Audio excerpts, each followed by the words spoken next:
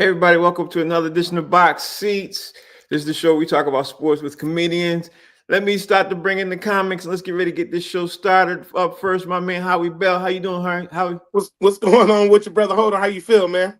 I'm doing all right, man. I'm doing all right, man. This LA weather, man, it got me off guard, bro. You know, it ain't warm like it normally is. So that's a whole nother story. Boy, I know that's how right. that goes.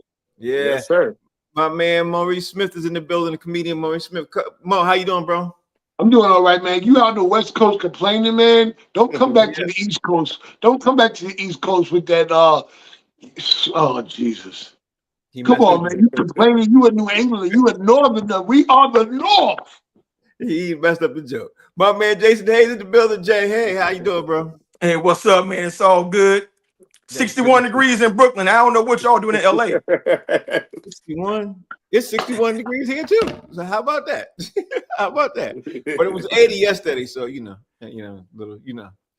But anyway, man, I'm excited, man. I'm waiting for my man Thomas Ward to jump in too, man. We should be having a great show because T Ward is supposed to come in any second now. So while we wait for T Ward to get ready to get the show started, and you all on me, do my thing, my thug thizzle. I'm gonna get ready to get. Let me first get it right.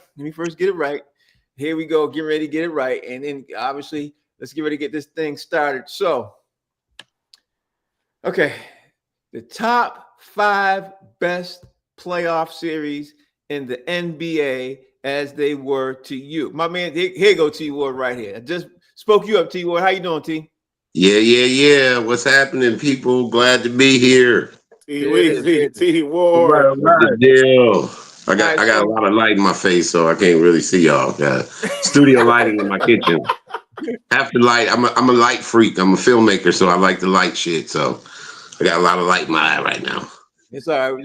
You'll hear us though, that's for sure. So I'm gonna give you my top 5, and then I'm gonna throw it to Mo. Then I'm gonna throw it to Howie. We're gonna get the show started. Top 5 best NBA playoff series to me, the way I watched it. You know what I mean? Number 5 for me was 1981, the Eastern Conference Finals, the Sixers versus the Celtics. I love that because the Celtics losing that series came back and won in 1981 in the series. I thought they were going to lose because, they went and beat Philly in Philly game 6 and ended up winning game 7.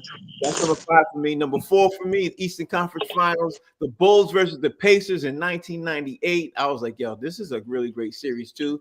But because Reggie Miller and them were down, they came back and ultimately they tried to fall hard and almost forced the game 7. Didn't do that way. And of course, the Bulls went on to win. Number 3 for me is the Western Conference Finals, the LA Lakers, man, against the Portland Trailblazers. I thought Portland was going in. It was going to do something because they had Scottie Pippen, Steve Smith, Bonzi Wells, Damon Stoudemire, Jermaine O'Neal. But the Lakers had young bucks. They had obviously Shaq. They had Kobe. They were doing some work. I was like, okay, but yeah, they still ain't going to do no work against these boys. And guess what? The Lakers did, man. They handled those boys. Number 2 for me, the Eastern Conference Finals between the Eastern Conference Finals between the Bulls and the Knicks, to me, is one of the way they battled and the way they was physical, man.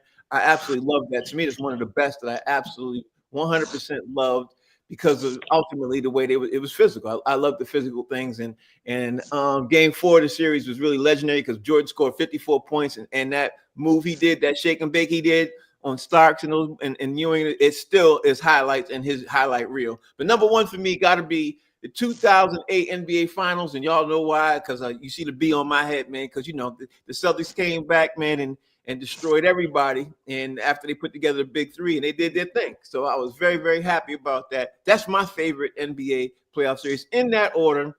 I wake up tomorrow, it might be different, but right now. So, Howie Bell, give me your top 5 best NBA playoff series that you like. Not necessarily, statistically, but that you like. Well, I mean, it's a lot, man. I mean, this was tough. Seen a lot of good basketball, brother. But let me say this real quick. You say you like the physical, but you ain't like the bad boys, the Detroit Pistons. No, I like the bad boys. I like the bad boys. Oh, okay. All right. That's what you clear that out. That's why I said tomorrow. Oh, boy. Here we go. Here we go. Yeah, it's Detroit. It could change tomorrow. It could Here change. we go. All right. I've been waiting for this. So I got top 5 best NBA playoff series that I thought was really good. Man, Houston Rockets versus the New York Knicks, 1994 NBA Finals, bro. Patrick Ewing and Hakeem Olajuwon, brother. Yeah. I mean, that was the first time they ever played against each other in a series, too, in their all careers. I mean, that was incredible, man. They went to 7 games, but you know what? That was the beginning of the choking of John Starks. That was when it started. In that series right there. He had a chance to do it, and he couldn't do it, and he kept doing it after that. It was crazy. So that number 5. Number 4, I'm going to say the 2021 Eastern semifinals. Milwaukee Bucks versus the Brooklyn Nets. Okay. Woo! Kevin Durant and Kyrie Irving and those boys, man. They went up 2-0. Game 3, Kyrie got hurt. And they tried to fight. They fought for a long time. They fought it all the way, but the Bucks pushed a Game 7. And in Game 7, Durant came down and hit a 3 to send it into overtime. They went into overtime. Durant had the ball again to win the game and shot an air ball. Bucks win. Incredible series, man. Got to be one of the best playoff series I ever saw in my own eyes. Detroit Pistons versus the Boston Celtics.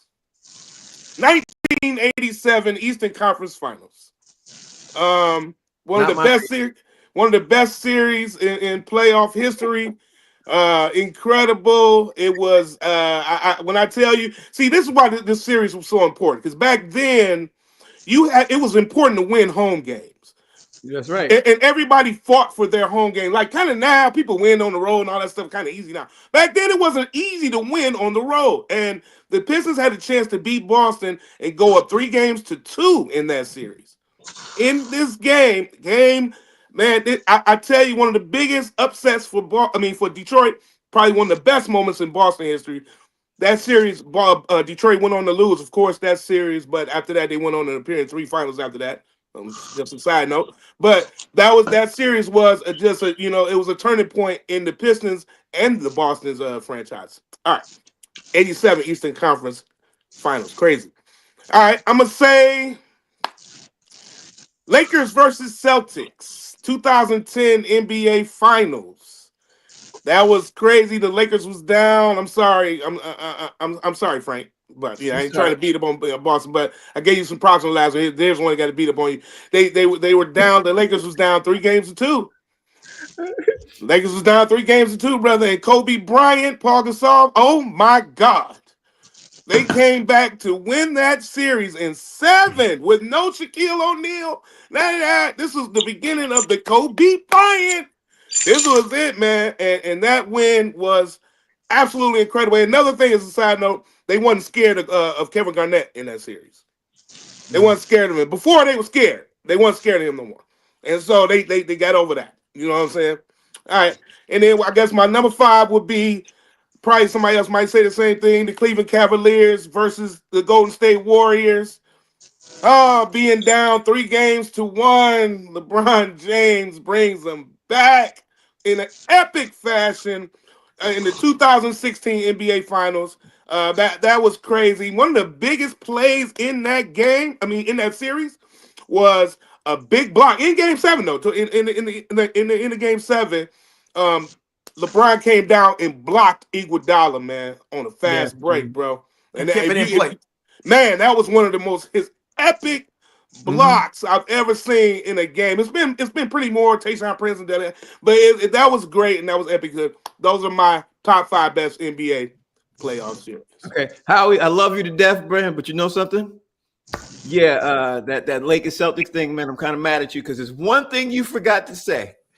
Kendrick Perkins got hurt. 3 minutes left to go in the game. He did. I apologize. He did. Okay, make sure we add that into the story, man. That's Kobe played like trash juice, bro. Powell saved them. Yes. Let's make sure we add that too, because Kobe didn't play his best. He didn't play trash, but he hit some great shots. He was trash in that game, man. If Powell didn't step up, Boston still would have won. Kobe was never trash. Don't ever put Kobe and trash in the same sentence. Kobe was trash. It doesn't even He was matter. If crap. Perkins He was doesn't get trash. hurt, they win the series. They close that game out. They win the series. Flop bucket Perkins in that game, baby. Yeah. Listen, let me get Mo to get his 5 because I love this. This is what I knew was gonna cause. I knew y'all was gonna crack and everything else, man. I knew this was gonna happen. Give me your 5, and he already got his Knicks hat ready to go. So y'all know. But you know, I got number five, Celtics Sixers. When the Sixers won and went on to win the NBA championship, when they was going beat LA.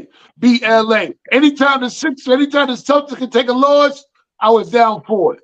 But that right there was epic. I remember because, growing up in Brooklyn, my mom was a bartender at the after-hour joint. So I watched the whole playoff game at the after-hour joint. I was getting tips, hanging out at the after-hour joint, watching the game. I made some money back then. Mm-hmm. 1999, the number 8 seed Knicks against the number 1 seed Miami Heat. Greatest playoff ever. No one thought the Knicks was going to do it. But we did it, baby. We don't have a lot of fame in New York, but we got that one right there. I got to put that one up there. 2002, the Kings versus the Lakers. That was that NBA scandal with the referee. The Kings were supposed to win that championship. The Kings were supposed to beat the Lakers in that. That was one of the greatest playoffs ever. Yo, that playoff right there, y'all talk about what happened with the other one, when they with Gasol and them, that playoff series right there, come on, man, it was a nail biter. Yeah, it was good. He was supposed to win that one. 1995, Houston Rockets versus the Spurs. When no one thought Houston was going to beat the Spurs. And at the beginning of the series, I read on this, they said that they gave David Robinson MVP for the league that year. And Hakeem leaned over and was like saying, that's supposed to be my trophy. And he was pissed. He took it out on his ass. That boy wish he was back out there rowing a boat somewhere. And they had a hell of a team too. Because they had Drexler, Maxwell, and then they have Sam Cassell on that team too. A young boy named Sam Cassell that nobody heard of, that just blew up out of nowhere. That was a hell of a team that year. And my number 1 pick is the only pick that New York fan can pick is Willis Reed walking out into the tunnel, in Madison Square Garden. Man, how old are you, 4? I knew it was coming. Willis Reed walking out. Don't take the camera off me yet, White Chocolate. I ain't got a whole lot in NBA fame. Willis Reed comes out and beats the Lakers. How old was you? 4? Yeah. You was 4 years old. You wasn't even born then. Jason I was Hayes. born in 1967. It don't matter when I was born. I was born a Knicks fan, baby. Give me your top 5 best NBA playoff series, brother, where you see it. All right. So top 5 for me. I'm gonna start out. I got the 99 Knicks on there. Okay. Because they were the first 8th seed to ever make it to an NBA Finals. It never happened before. Coincidentally, they beat the Miami Heat, who would be the second 8th seed to ever do it back in 2023. I digress. Also, it wasn't a tough series, but I loved it for what it represented. And that's the 1989 Pistons sweeping the Lakers. The Pistons could never get over the hump, bro. Isaiah, they balled. They did whatever they could, but they couldn't get past Magic the year before.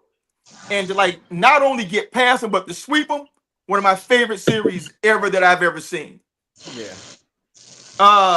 I'm gonna go number 2. How can you not have 2016 Cleveland Cavaliers, baby?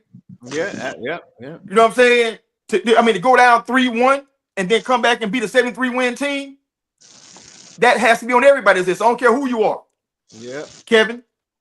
2013 Miami Heat versus Spurs. That series was as close of a series as you will ever see, ever. And I remember game 6, Heat down 3, push the ball down. Bron takes the 3, misses. Bosh gets the rebound, kicks that thing to former Celtic Ray Allen. Yeah. Splash. Game goes into overtime. You know the Heat winning at home in overtime. They win it. Game 7, it was a wrap because the Spurs were crushed. Now, mind you, it was a lot of Hall of Famers on that court, baby. It was a young Kawhi Leonard on that Spurs team. The great Tim Duncan, Manu Ginobili, Tony Parker. That's who they beat. Yeah. So that's one of the best series I've ever seen. But number one for me, growing up as a Sixers fan, a Celtic hater, and a Laker hater, 1983 Philadelphia 76ers when Mo said 4-0-4. I remember that. I was in 8th grade. I remember that the clear as day. That was dope. That was dope. And they swept the Lakers to win the Sixers' very first world championship. It's my favorite one. I like your list. I like your list. Now I got another person from Detroit in the building, comedian T. Ward, Thomas Ward. And yeah, y'all know he getting ready. I bet you all 5 of his going to be Detroit series. T. Ward, talk to me, baby. But now, surprisingly, Detroit some of these Detroit we lost. So I like the way you broke it up. You put some space between me and Howie Bell, so it wouldn't be too much Detroit bias going on. So I like the way you broke that up. You put 2 people between me and Howie. It would have been too much Detroit, me and Howie back to back. So let me give you the rundown. Some of these actually were Detroit losses. The 1984 series between the Pistons and the Knicks, which made me a Bernard King fan forever. That series was incredible because that was the series where Isaiah Thomas scored 16 points in 90 seconds and they still lost. But people knew that the Pistons had arrived. Right. And it made me say the Pistons, I love Bernard King, man. I'm not it made me a Knicks fan and they lost. But this is what people don't realize. The reason why it was so hard for Jordan to beat the Pistons was because the Pistons were designed to stop Bernard King. That's right. That's why Jordan couldn't really beat him. My next one is another loss against your Celtics.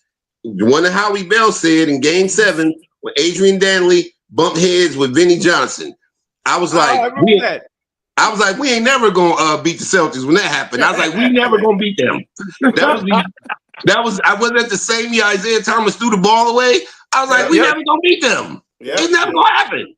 So that was the ball. Bird has the ball. I hate Johnny Mo. Oh my God, man! I was sick. I couldn't watch that for years. I could not watch that highlight for years. I remember where I was. It was like, you remember where you was when Kennedy got killed? I remember where I was when Isaiah Thomas stole the ball. Got the ball stolen from him. I was sick. So that loss.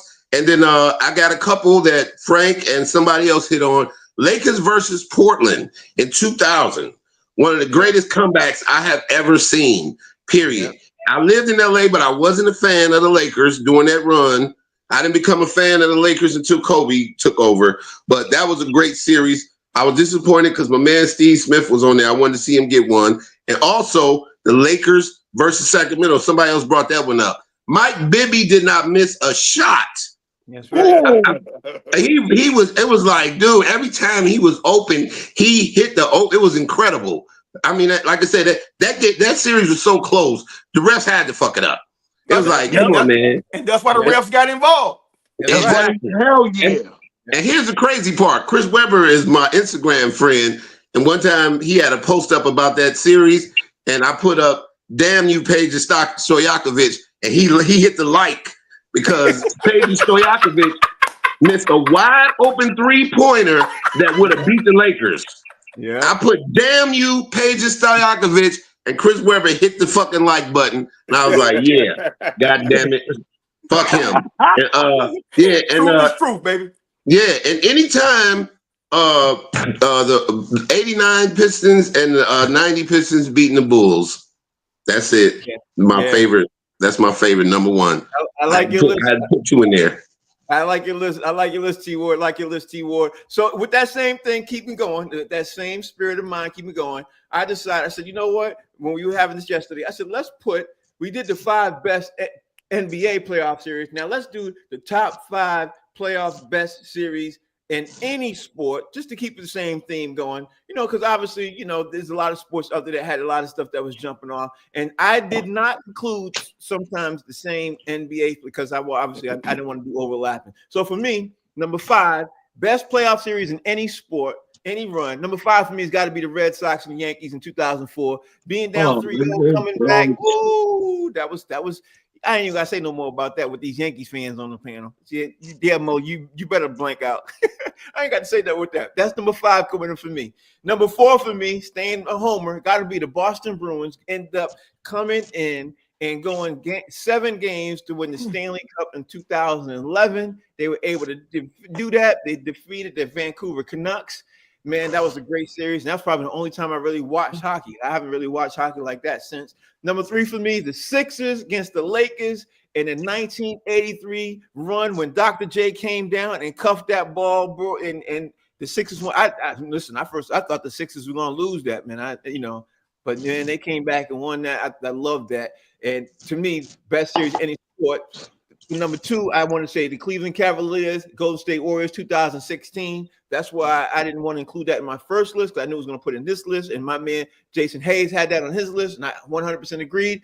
And because I want to make sure I add football in it, and football doesn't necessarily have a series, but they have playoff runs, I had to add my boys, the Patriots, against the Atlanta Falcons in the Super Bowl during that 2017 run when they beat a lot of people to get to the Super Bowl and win when everybody thought they were going to lose every single game in the playoffs during that run. So that's my top 5 best playoff series in any sport. Let me see what the Knicks fan got to say. Mo, give me your top 5 playoff series in any sport. Let me get your run. All right, so now I went kind of rogue with this one. I didn't give a damn. But to me, championship game, playoff game, whatever sport or whatever league it was. So my number 5 is the 2006 Rose Bowl. The Texas Longhorns versus USC. Everybody had USC. Texas came in, smashed them. That was the only time, the last time we ever seen Vince Young again. We ain't nobody see him after that. He was done. I think he was stuck somewhere at a Hostess Cake Factory or something. Mm-hmm. The 2024 gold medalist basketball series that just went on. Because to me, the Olympics is just one big playoff. That's what it is. You train all your life for that right there, for them 4 years to do that. To me, the Olympics is just one big playoff. So that right there, even though the USA won, it let the world know that the USA is on top, but it also let the world know that it's not going to be easy for USA after this coming afterwards. Because the international players coming and them boys is not playing. So I think that France-USA game, to me, it was one of the best games I've ever seen in Olympic sports. The 1984 boxing Olympic team, Pernell Whitaker, Mark Breland, Evander Holyfield. I mean, that whole team right there, what they did in the Olympics that year, tell me that wasn't a great run. It was nothing but everybody got a medal. Everybody got them. USA represented, and they went out and they set it off. So you can't tell me that wasn't a great run. Because to me, like I said, the Olympics is just one big playoff. Either you're going to win this or you not. If you're going to get the gold, you're going to get the medal, or you not. Number 2, the 1969 Miracle Mets. They don't call Miracle Mets for nothing at all. They was not supposed to even be in the World Series, and they beat the Baltimore Orioles. I had to put that up there, being a New York fan. We ain't got a whole lot to represent, but we got the Miracle Mets. And my number 1 of all is the New York Giants being the visiting team in 2007 throughout the run to the playoff to be the only team to beat Tom Brady in the Super Bowl, in the playoff, in football that year. Nobody could beat them but who? The visiting New York Giants. We were the visiting for every single team, for every single game in that run. Fight me on it. Not going to. See, I had to spread it out now. So I got to do New York guy, Detroit guy, New York guy, Detroit guy. So Howie, Howie, you next because now you're the Detroit guy. We heard the New York guy. We had the Detroit guy. Howie, give me yours. Top 5 best playoff series in any sport. All right. Top 5 best playoffs. Look, my man. Hey, I'm trying to stick to the script. He went to all kind of different questions. Yeah, What he is did. it now? That's right, baby. He That's did about right. 5 different categories. Yeah, he did. What are you doing? All right. Hey, look, you make me feel like my research is in vain, brother. Hey, what's happening? You know what I'm saying? I could have just came up there. Yeah, let's talk about it. But you know what? I did have to dig deep, though. I can't lie, because you talk about series, and we just did the last one. So I went to. I had to go to baseball, man. Now, one thing about me, I'm not a big baseball fan, but I do watch playoff baseball, and I like the World Series especially. The Cubs versus the Indians or the Guardians, whatever you want to call them, 2016 World Series, man. That was back and forth, man. One of the best. Everybody thought that Cleveland was going to get it that year. It was hot. They pushed it to a game 7. Chicago Cubs wound up beating them, man, in 7 games in Cleveland. That was incredible, man. I thought it was a really good series. I'm sticking with baseball. 2001 World Series. The Diamondbacks versus the Yankees. Oh yeah, that was tough. Oh, That was man. tough, man. That one was Yeah, that was good. I mean, that was an epic baseball series. Went to 7 games, bottom of the 9th, tied 2-2. And that's when my man was Luis Gonzalez hit the single up the middle, man, for them to win that against the Yankees. And Yankees was loaded. They had Jeter and I mean, they had all kind of people that year, man. That was crazy. They had Riviera, Clemens. And so I thought that was incredible for them to knock them off. And I think I want to say that off my head that the Yankees had won like the last 3 World Series before that. And so for them to win that was huge for the Diamondbacks to do that. Randy Johnson and Kurt Schilling both got double co-MVP that year too. So that was sweet. That was dope. I had this on there too, Frank, the 2004 American League Championship Series. Red Sox trailed the Yankees 3-0. And I mean that's epic, man. That was an epic comeback, man, for them to do that and to advance to the World Series. That was incredible. Then I got the Indiana Pacers versus the New York Knicks 1995 Eastern Conference semifinals.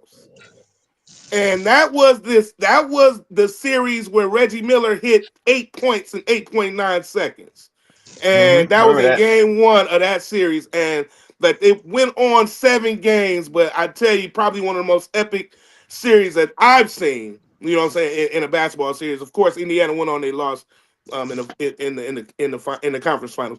Then I got the Bulls versus the Orlando Magic in the 1996 Eastern Conference Finals.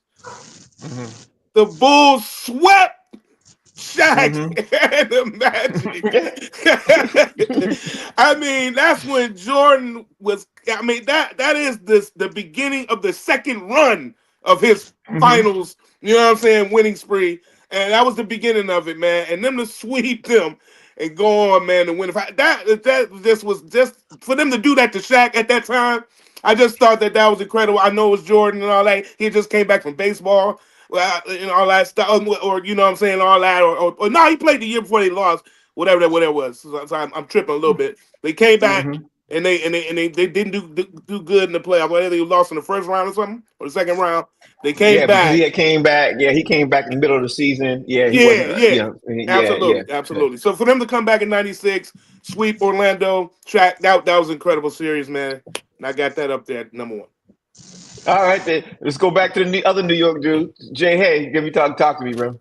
So I see. Okay, Pete, to the viewers, we have a production text chain where me and Howie said we had some overlap with these questions, and we got an override saying that there was no difference in these questions, but the dude said he had to hold one back to put over here. Let's do that. He said be creative, so don't be creative. So that left me a lot of things. You know what I'm saying? I'm gonna say 1 because of the person. 86 Mets.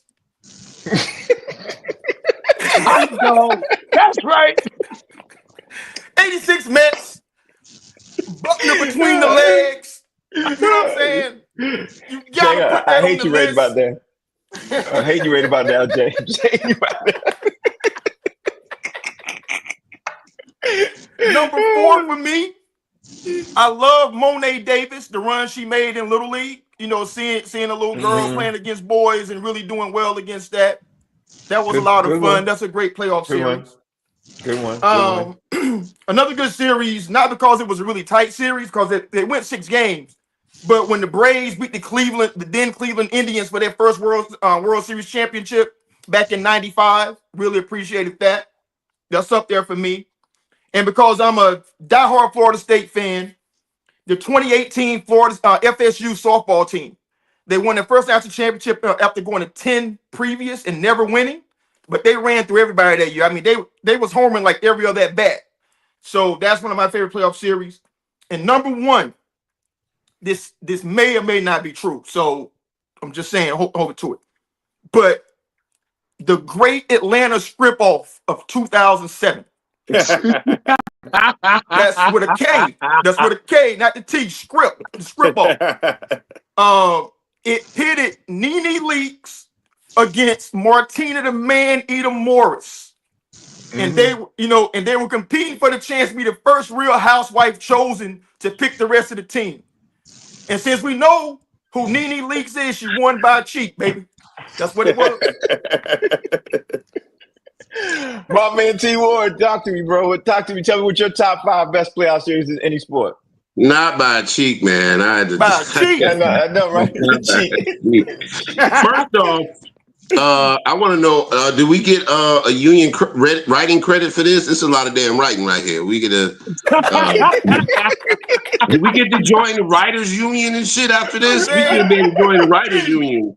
I felt like I crammed for a test all night, nigga. What the fuck? I'm like I hope I get my questions right. I hope I get the answers right. I'm like, damn. I hope I get it right. Okay, so my top 5 best playoff series. The LA Kings championship run in 2011. I don't know why I like the LA Kings. I don't even like hockey, but I love the LA Kings for some reason. So that was like a real cool series. I actually watched it. Let's see. Of course, Cavs versus Golden State. The run, they came back 3-1. You know, that's when everybody knew LeBron James is on steroids. How the hell you bring a team back from 3-1? He was on steroids. I don't hear what nobody say. You can't do that. He was juicing something. Another top 5. It's not really a series. It's just more of, I guess, a preference. Anytime the Dallas Cowboys or the New York Yankees lose is a great series. Anytime. When they lose, that was a great fucking series. I love that. Whenever one of them 2 teams lose, nothing is more satisfying to me than that. Let's see. Let me see. What was that 4? Was that 4 or was that 4? 4. Okay, my number 1 best playoff series of any sport was the fight outside of the Roadhouse Cafe in 2011 between the Texas and the Oklahoma fans when they was playing the national championship at the Rose Bowl the next day. That was the best fight amongst white people I have ever seen. It was hundreds of white people in the middle of Sunset fighting their asses off. Really? It was incredible. I wish I could have recorded it. I would have cut that together and made highlights. I swear that was the best fight between white people I have ever seen. It lasted for about 20 minutes. I mean, it was a drunk fight because they was just swinging and it was making no impact. It was people hitting each other and it was just the alcohol swinging. They wasn't even swinging no more. They was hitting each other like, I'm not even hitting you. It's the alcohol. That was the best. That was the best. So that's my 5 right there. I like that 5. That's T Ward in there. I like that 5. Keep it with the same thing. So we did top 5 best playoff NBA series, top 5 best series in any sport. Now it's time to do the top 5 most impactful player in any sport during the playoffs. And I gotta say, during the playoffs, I know this. Oh, okay. Never mind. My bad. All right, all right. So if you ain't got your list tight, that's okay. That's all right. We'll get it together. For me, I don't. It's hard. It was a hard list for me, and the list could probably change for me. But the 2016 NBA run of LeBron James and ultimately what he did against the Golden State Warriors, that right there was legendary. To me, this is a legendary list for me. That's how I put it. I'm putting this list together as legendary, who did whatever they did, and they made it impactful during the playoffs, and they were going down in history. So that's my list, how I'm doing it. LeBron James comes in at number 5. Number 6, the 1998 Derek Jeter run with the New York Yankees. Hell, honestly, it was 98, 99, and 2000 because you could pick any one of those 3 years, and Derek Jeter ended up even winning the MVP. So I got to do that. With that. Then you got Tom Brady. I don't know whose dog it is. I'm gonna put. I think that's somebody. That's all right. That's all right, T. I just put you on mute. You good? It's your turn. You good? It's your turn. Tom Brady in the in the 2018 NFL playoffs when the Patriots defeated the Rams in the Super Bowl that year. In particular, they were not the favorite in anything that they did. They ended up playing. They did the Chiefs. They beat the Chiefs and they beat the Chargers. They beat the Chiefs in the AFC Championship game that went into overtime, which they were supposed to lose. They beat the Rams in the Super Bowl, which they were supposed to lose, and the Chargers they beat at home, and they were supposed to lose that game too. So every single game they ran that series when they were not the favorites, and that run is one of his most historic runs ever. Patrick Mahomes in 2020, his run in 2020 when he won that first Super Bowl, I added him because when he ended up winning that Super Bowl during that run, he had a lot of people convinced, and me one of them, that dude was going to get 4, 5, maybe 6 Super Bowls before he was done in that career. And number 1, it's got to be my boy Michael Jordan, the 1993 Michael Jordan at the tail end of his three-peat, because I thought he was going to go for another 2 more. I didn't know at the time for baseball, but that ended at 3. I was like, yeah, Jordan's one of the most dominant NBA players to ever play the game. So, Howie, I'm going to throw you in there first. Give me your most impactful player in any sport during the playoffs. Well, I'm gonna go through it quick, man. My 5 most impactful player in any sport during the playoffs. I got to start off with Kevin Durant, brother. During the playoffs, no matter what team he's with, he's always on the verge of either taking your team all the way or making a deep run and actually hitting some really big shots. You can count on him for being a very impactful player during the playoffs. I got to go with Kobe Bryant, man. I mean, even in the trash series y'all said he had, you know what I'm saying? I think that any playoff game or any playoff series for that, and he was probably the most impactful player. You could debate Paul Gasol on that one, on that series, but I mean, Kobe Bryant, man, that's Kobe Bryant. Reggie Miller. I thought that Reggie Miller was an incredible, even though he didn't get a chip, I thought that he was a very, extremely impactful playoff player. You know what I'm saying? Sticking with the subject. And I just thought that during the playoffs, he would always be exciting. It was always must-see TV. It was great NBA. And Michael Jordan, of course, is on my list. With, enough said. Michael Jordan, best player of all time, still to this day, and definitely one of the most impactful playoff players ever. But you know what? You know what's number 1 for me? Who? Robert Horry. Robert Horry, big shot, Robert Horry, baby. Robert Horry, man, damn. Big shot, how many rings does he have? 3 teams. Yeah. 3 teams? How many? We got 7? He got 7. 8. He got 7? I think he got 7. 7. Okay. 7. Yeah, he got 7. Okay, you got a lot of rings though. Yeah. He got 7. And he's always hit the biggest shots. He's always been, to me, the most impactful player that I've ever seen in the playoffs. Robert Horry, hands down. That's a very good list. That's a very good list. Let me see what you got, Mo. What's your list look like? Okay, my list, and I didn't know we were going for playoffs, but again, most of my players, they were impactful in the playoffs. Number 5, I put Jamal Crawford. I feel like Jamal Crawford was put anywhere in the league. He was impactful. I didn't think about playoffs. I got that one wrong. But I put Jamal Crawford in there. Jamal Crawford had a great career, 20 years in the league. Man, the thing that he did, 3 times 6 man of the league, 6 man of the year, Jamal Crawford. Number 4, Neon Deion Sanders, baby. Mm-hmm. Neon Deion, he prime time for a reason. Prime time for a reason, baby.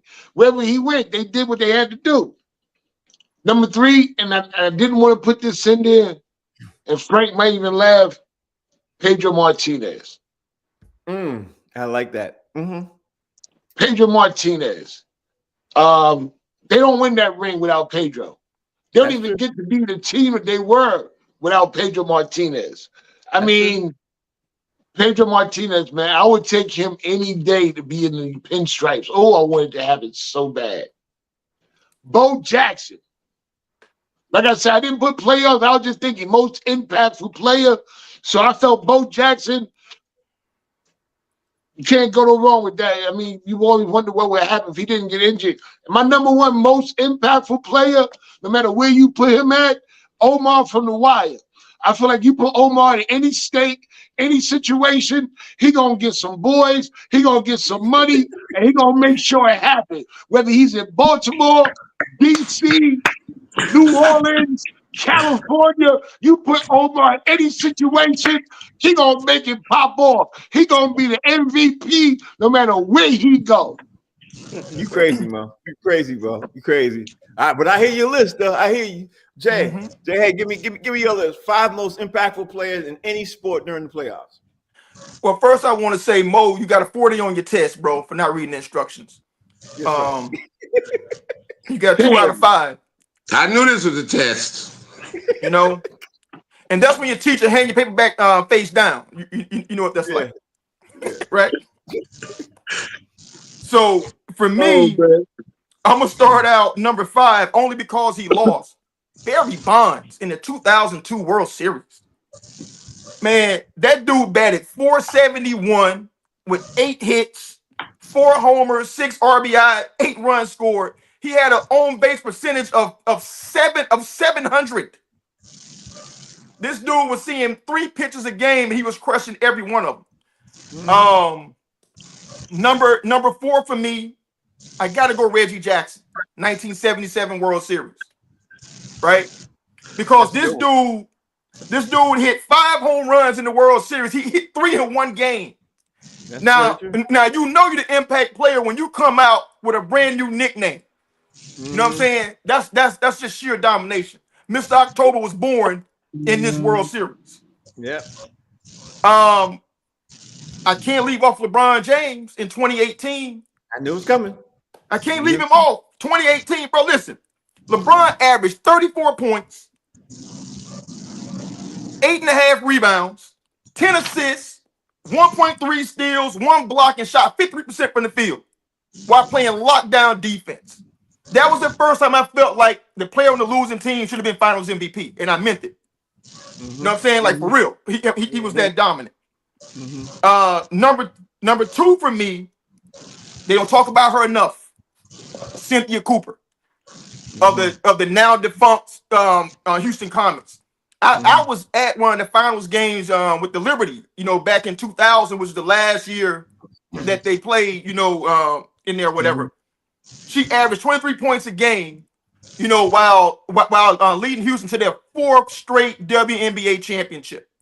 Yeah, now we've talked about Cheryl Swoops and how good she was supposed to be. She was on that team. And she was never the best player on that team when Cynthia Cooper was out there. She led them in scoring every year. She raised the scoring average in the finals. Don't talk about her enough. I mean, she killed that series. And number 1 for me is Kylian Mbappe of France in the World Cup. This dude, he scored 8 goals in the World Cup. And he's only one of 2 players in the history of soccer. Yeah, that's crazy. In the history of soccer to score a hat trick in a FIBA finals final. That boy Cole, man. That's what you don't call get one back doing your homework. That's what you call doing your homework. Yes, I sir. like that. I like that. My man T Ward, man. You good? You all right? You ready? Yeah. I have to give due props. You got to really be on your research to look up some soccer shit. Like, for real. I actually watch it though, bro. Huge props. Like, for real.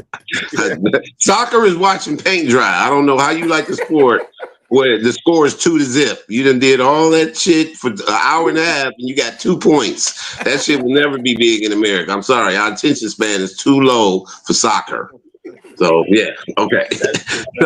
Agreed. So I'm going to reiterate what I said earlier. I'll never forget this dude's performance, Mike Bibby, against the Lakers in the 2002 Western Conference Finals. To me, that was a championship of the NBA that year. Whoever won that was winning the championship. And dude did not miss a shot. I mean, he was like Larry Bird. That's the only person I can compare it to. He didn't miss a shot. Steph Curry, whoever. So I'll never forget that performance. Also, I gotta agree with dude. It was the championship before the year before they won. Cleveland won, where LeBron damn near averaged a triple double. I mean, dude absolutely went to war. Kyrie got hurt. Kevin Love got hurt, and that like made me think maybe LeBron is the GOAT because he destroyed them. He was. I mean, every game was like 43. 11, 8, and 5. It was like, damn, dude, he was a one-man wrecking crew. Let's see. Of course, Michael Jordan, even though, I'm from Detroit, can't stand the dude, but, you can't deny the impact that he made. I mean, he was just like, I understand why people say they were scared of him because you can just look and he didn't make any mistakes. He didn't, he didn't beat himself. And even though he was an absolute asshole to his teammates, at the end of the day, they did win 3 championships. So that's a huge impact right there. Let's see. I'm just going to throw a shout out to Jackie Robinson just because it was just his birthday. And, he is and always will be the GOAT of baseball. Jason Terry and Carlos Correa versus Miami in the 2011 NBA Finals. Because first off, I didn't even know that Puerto Ricans was that light as Carlos Correa was. I didn't even know Puerto Ricans was that white. And dude looked like a tall midget. I've never seen a head that big on a dude like that. I mean, the dude was like the Shaquille O'Neal of midgets. His head is huge. Just like, dude, are you a regular person or a really tall ass midget? And my number one is Lawrence Taylor. Lawrence Taylor always made an impact because he smoked crack. He was a superhero. We recently found out that baking soda helps stop lactic acid in your muscles. And Lawrence Taylor must have knew that because he was smoking crack, which had baking soda in it, and he was totally dominant. More people would have been smoking crack in the NFL. They probably would have had better numbers like Lawrence Taylor. Nobody ever has dominated or made an impact on sport like Lawrence Taylor. Smoking crack, on crack, destroying people because crack stops your muscles from having lactic acid. That's why a crackhead can cut your grass with kindergarten scissors in 20 minutes and the shit looks like a fucking military haircut. Lawrence Taylor, number one impact. Lawrence Taylor forever. Hold on. Cutting your grass with scissors? Cut your grass with some kindergarten scissors, the little kindergarten one. The have your shit looking like a military haircut, a military high top. Lawrence Taylor, they're not even sharp scissors. The blunt one. The left they can hand cut your own grass. You ever seen a crackhead ride down the street with an engine block on the 10-speed handlebars? That's some work place, bro. It's a baking soda. Lawrence Taylor, man. Crack made the biggest impact on sports. I'm not advocating for crack, but I'm just saying, baking soda. Muscle stiffness. Right. It stops the lactic acid in your muscles. You can go forever. Lawrence Taylor, smoke crack all night, come to the Giants Stadium next day, get 8 sacks. Go back, smoke crack. He's right about that, though. He's right about that. He ain't playing. All right, so with that list, we did the most impactful player. Now it's time to do the top 5 most disappointing players in the playoffs. And you know what? The funny thing is, there is a couple of them up here that make you go, you know what? This dude right here, he didn't do X, Y, and Z. So for me, number 5, I'm going to set it off. Patrick Mahomes in the Super Bowl that just happened, they didn't cross midfield into the end of the third quarter. Very, very disappointing for me. I was like, in the Super Bowl, even though I wanted to be more competitive, I was glad the Eagles smacked him up. But he had a disappointing, performance in the playoffs. 2023 or in 24, Joel Embiid in the playoffs, terrible. High expectations ended up being trash, terrible. Lamar Jackson in the playoffs comes in at number 3 for me. In 2024, that just happened. The playoffs just happened. Terrible, terrible, terrible. Or you could even do last year. You could even swap out the season before. So I was stuck between both of those seasons with Lamar Jackson. High expectations, very disappointing. Number 2 for me, super high expectations, super disappointing for me. 1992 playoffs, Portland Trailblazers versus Chicago Bulls. Clyde the Glide Drexler. When I was expecting the Jordan versus Clyde Glide, neck and neck, being, I thought it was going to be all this. Clyde got stomped. I don't care what nobody says. Clyde got stomped. But the number 1 player for me that has been so disappointing, and you know what? You can pick any series in the playoffs since he joined literally the LA Clippers has got to be Kawhi Leonard. Kawhi Leonard, after his Toronto run, number 1 in Toronto run, every single time he's been in the playoffs, every year since then, he's been extremely disappointing. He might give you a little bit of shot of excitement here and there, but he don't never bring it home for me. That's just, that's my list. So let me see what your list look like. Howie Bell, give me your list. Hey man, it's so many disappointing moments, man. Even some players that eventually won had some very disappointing playoff turnouts, man. And I'm gonna start with Dirk Nowitzki. In 2007, they got popped in the first round. Mm-hmm. And that was, he was this big, he's going to be this. He eventually wound up winning. But, man, I thought that was very disappointing, man, to see them get popped like that at that time. Karl Malone. Dude. Man, I mean, you've been disappointing forever. His whole career he's disappointed. All the way to him being a Cowboy. He just was the most disappointing person ever, man. Lived in Trump country, loved Trump. He just was a disappointing fool. Never won, never did. I mean, just disappointing, man. High expectations. Played one of the best point guards, arguably in the NBA, John Stark, and just couldn't do it. I'm gonna have to say Joel Embiid as well. He just a big gump. We used to call him a gump in high school. He was just gumpy. You know what I'm saying? Just big for nothing. Just sorry. You know what I'm saying? And I gotta say, John Starks, of course, one of the biggest choke artists ever in the history of NBA. I mean, he had chance after chance after chance. I'm sorry, bro. You got that Knicks hat on. He had chance after chance to be a winner, and he is a loser. He got to live with that for the rest of his damn life. And then I gotta say, number 1, everybody like him for some reason. To me, Carmelo Anthony. Mm-hmm. What are you? He just used and abused the NBA, came in and got paid, and that was that, man. He ain't never been nothing, man. He's always been a disappointing player. I don't care if it's playoffs, regular season, whatever have you. He wasn't nothing but a figure, man. That's all he was. Hey, I ain't got nothing against him personally, but as a basketball player, you've always been disappointing. You've disappointed all your fans and everybody that liked you, and you never got a chip. There it is. Mo, give me yours. All right. Y'all gonna be bugged out when I do this one. But my number 5 is the New York Giants losing to the Baltimore Ravens in the Super Bowl. After they came off and beat the Minnesota Vikings, 44-0, 42-0, or something like that. Mm-hmm. Giants are supposed to be the favorite to win that Super Bowl. I'll never forget. Mo, it's players, not teams, players. 5 most disappointing players in the playoffs. He didn't do his homework again, y'all. He didn't do his homework.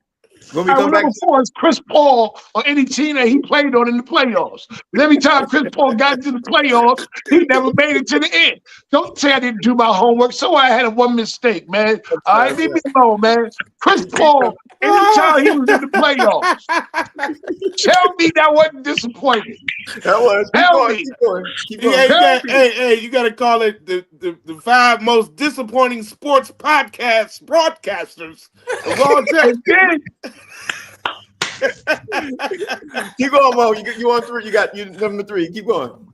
Time. Ben Simmons, any team that he played on that went into the playoffs, he was right behind Chris Paul. And my last one is when they made Dookie a dope fiend on The Wire. He was playing the game. He was trying to get his life together. He didn't know what he wanted to do. He knew he couldn't fight. He knew he wanted to do something. And they chose to make Dookie a dope fiend. Why they do that to Dookie? Why they give Dookie? They gave Dookie a screwed up run through the whole Wire. Jay, give me your list. Well, I'm gonna parse. Number 5. It's a combination of 2 players. 1995 Shaquille O'Neal and Nick Anderson against the Houston Rockets. Shaq, Shaq played well offensively, but Dream had that boy on the full slow rotisserie. You know what I'm saying? Yeah, he did. Boy, Dream was cooking that boy, man. I mean, he made Shaq look real bad out there. And then Nick Anderson, after he missed those free throws, at the end of game one, he lost his nuts for the rest of his career. Yeah. You know what I'm saying? So, it doesn't get more disappointing than that. I mean, not only did he blow the game and blow the series, he blew his career after that. You know what I'm saying? Yeah. Number 4 for me, I'm going to go Jason Tatum in the 2022 finals, where he shot a strong 34% from the field. Yeah, he was terrible. Yeah, Awful. terrible. I mean, Terrible. there's nothing more to talk about with that. Number 3 for me is this for my wife, Charles Smith, Mo. That's a very disappointing player. He is 7'12" and couldn't make a layup. Standing right in front of the rim, they bro. found him. They found him. They didn't call the foul. Missing. But they found him. They didn't call the foul. He's And they supposed to make their traded shot. Mark Jackson to bring in that dude. Okay? Yeah. You know Can what we I'm saying? just move on? Can we just move on? Send him out, Show's bro. almost over. I know it's painful, but I'm gonna move on though. This is for all the Jordanites, okay? This is a fact. You can look it up and you can challenge me and argue with your mama. Michael Jeffrey Jordan in 1986 and 87 getting swept by who? Who swept him, Frank? The Boston Shelton Celtics. swept him. That's right. Shelton swept that boy 86 and 87. He didn't get one, okay? Yeah. In 2 years straight. Yeah. Now, number 1 for me, Michael Jeffrey Jordan. In 1988, he got swept again by who? The Boston Celtics. No, 88 was who? Oh, You already know what it is. Detroit. It was 88. the Pistons. Yeah. So I'm saying this for all of y'all who say he ain't never did. He got swept. Oh, he definitely got playoffs swept. 3 years in a row. Sure. So sure. shut up already. He did. Give it to Howie. I mean, T. Ward, close me out with your top 5 most disappointing players. All right, I'm gonna speed this up. This should be number 1 for me, but the Lions QB this past season, Jared Goff against the Washington Redskins, he was fucking horrible. Detroit hates him right now, and he got to reprove himself. Matt Ryan versus the Patriots in that Super Bowl where the ice melted. Matty Ice, the ice melted. Pau Gasol versus Dallas in 2011. The rumor was that Kobe Bryant's wife told his woman that he cheated on her, and he just totally gave up. He didn't do shit that series. He was just out there crying, sad that his girl found out that he had cheated on her. Number 2 is the black dude the other day that lost in the cornhole championship. We're trying to take over another sport. We got women's gymnastics and we got swimming now. We just won swimming. 2 black dudes, the best 2 swimmers, and we're trying to go for cornhole. But this dude trying to do and 1 throws in the cornhole contest. And number 1 is Dwight Howard on Dancing with the Stars. How you gonna go on there and you lose? You shouldn't even have your big ass on there sauntering, and you gonna lose. Why what is that? What is that, Dwight Howard? You already been with the man boys, and then you go on Dance with the Stars and you lose. That's unacceptable. As my man James Hayes like to say, he looked really moist. Very moist. He looked like he needed man wipes. He looked like a big box of man wipes and shit. It's a bad time, for brothers be taking L's in public, bro. You know what I'm saying? You be taking L's in public right now. Like, come on, man. Stop it, Dwight. That's why you didn't get back in the league, because you went on Dancing with the Stars and lost. Yeah, that's what it is. Anyway, y'all, this is the show, man. Before we roll up out of here, Thomas Ward, tell everybody out there how they can follow you, bro. You can get me on T Ward Comedy TV Saturday night is the premiere of the B.D. Freeman Talk Show on Radiant TV. And right now, currently, the TV show The Closers on Tubi is number 1. So please check out The Closers on Tubi TV. And this Saturday, the B.D. Freeman Show airing on Radiant TV. Our first guest is Brandon T. Jackson. Here it is. My man, Howie Bell. What's up, y'all? Hey, man, you got to get your tickets. We got the hottest show in Lower Manhattan in the Village, 144 Bleecker Street. It's called Howie Bell and Friends right there at Smack Village, man. It's incredible. I got Smokey Suarez this month. I got my man Ruperto Vanderpool, and I got Chocolate Shy. Come on, man. Let's do Ooh, it. that's going to be a funny show. Mo, Yeah. talk to me, Mo.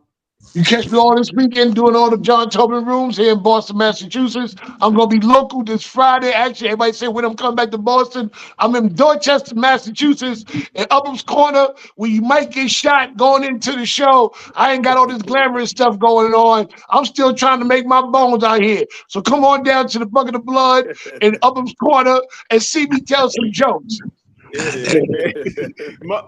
Jason Hayes, filmmaker Jason Hayes, tell everybody out there how they can follow you, bro. At my Chinese Brooklyn streets, but you can follow me right here at JD Hayes at Fanbase. Here it is. It is. Y'all, we are the show called Box Seats. I want to thank Thomas Ward for joining the show today, Howie Bell for joining the show today, Maurice Smith for joining the show today, and Jason Hayes for joining the show today. We'll be back tomorrow at the same time where we're going to continue on with these conversations. Thank y'all for watching. The show's also being broadcast on Humor Mill TV. Thank y'all for watching. See y'all tomorrow. Thanks, fellas.